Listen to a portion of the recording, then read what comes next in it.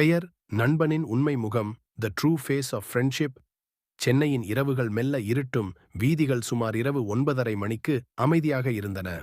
இரவில் பள்ளியின் 10ஆம் வகுப்பு மாணவர்கள் அருண், பிரசாத் மற்றும் கார்த்திக் மாடி வீட்டில் கூட்டமாக இருந்தனர்.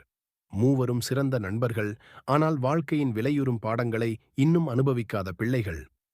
அந்த நாள் மூவரும் பள்ளியில் நடந்த பள்ளி விளையாட்டுப் போட்டியில் ஜெயித்தது மிகுந்த சந்தோஷமாக இருந்தது. தங்கள் பட்டத்தை கொண்டாட வேண்டும் என்று முடிவு செய்தனர். பிரசாத் தன் தந்தையிடமிருந்து அடகு வாங்கிய பணத்தை எடுத்து வெளி உணவகத்துக்கு செல்வதற்கு ஏற்பாடு செய்தான். சென்னையின் மினுமினுப்பு விளக்குகளும் அவசர போக்குவரத்தும் ஒவ்வொரு மூலையிலும் இயங்கும் உணவகங்களும் நேரத்தை அழகாக கட்டமைத்திருந்தன. மூவரும் சாலையில் நடந்து சென்றபோது ஒரு முதியவரை பார்த்தனர். முதியவர் கையில் விறகு குழாய்களை வைத்திருந்தார். மூவரிடம் உதவி கேட்க வந்தார். சார், எனக்கு கொஞ்சம் உணவுக்கு பணம் தேவை. நான் இன்றைய தினம் எதுவும் சாப்பிடவில்லை என்று முதியவர் வேண்டுகோள் விடுத்தார். அருண் உடனே உதவ வேண்டும் என்று நினைத்தார். ஆனால் பிரசாத், நம்மிடம் மிகக் குறைந்த பணம்தான் உள்ளது. முதலில் நாம் தான் கஞ்சி குடிக்க வேண்டும் என்று கூறினான். கார்த்திக் பரிதாபத்துடன், சரி, முதலில் அவருக்கு நம்மால் முடியும் என்று கொடுப்போம் என்று சொன்னான்.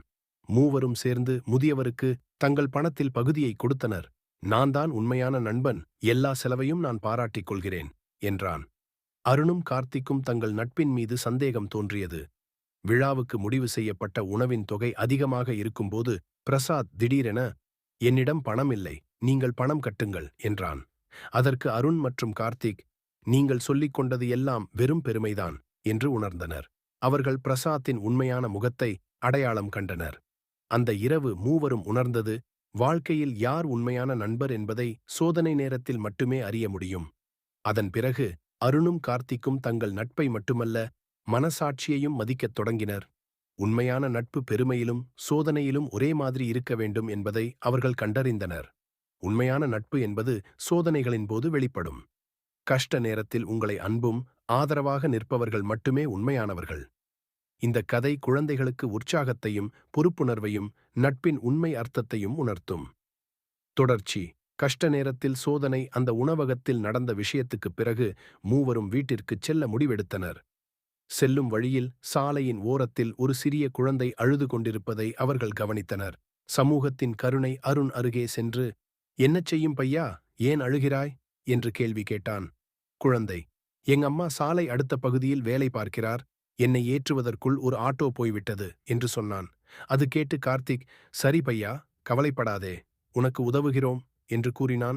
பிரசாத் மாற்றமடைந்தான். இந்த நேரத்தில் பிரசாத் தயக்கமாக இருந்தான். ஆனால் அருணும் கார்த்திக்கும் உதவிகரமாக இருந்ததைக் கண்டு தன்னுடைய தவறுகளை நினைத்தான்.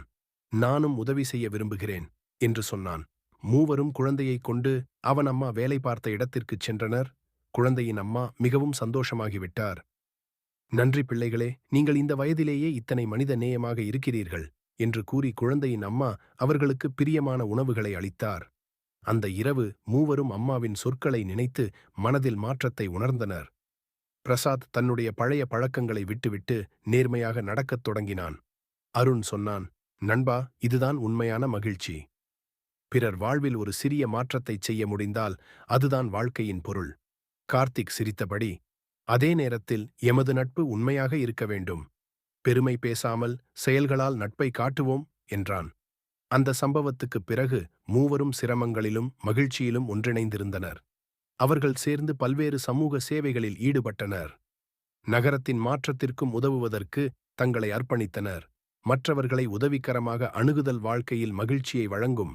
நட்பு என்பது மதிப்பும் ஆதரவும் கொண்ட உறவு. செயல்களால் மட்டும் தன்மையை நிரூபிக்கலாம், வெறும் வார்த்தைகளால் அல்ல.